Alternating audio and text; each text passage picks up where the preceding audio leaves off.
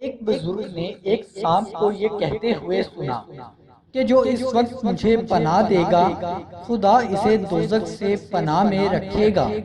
انہوں نے منہ کھول دیا، وہ سانپ سیدھا بزرگ کے پیٹ میں اتر گیا۔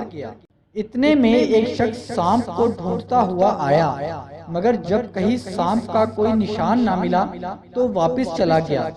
تھوڑی دیر بعد سانپ نے اس بزرگ سے کہا کہ بتاؤ اب میں آپ کے دل میں ڈسوں یا کلیجے میں؟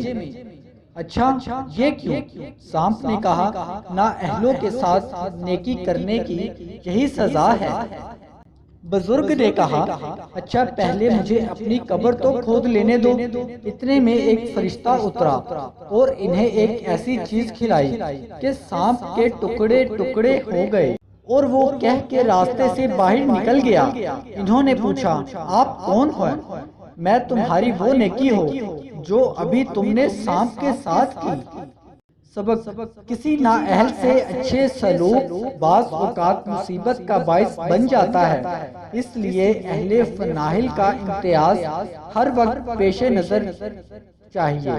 اور یہ بھی معلوم ہوا کہ نیکی بہرحال نیکی ہی ہے اور اس کا اچھا بدلہ مل کر رہتا ہے۔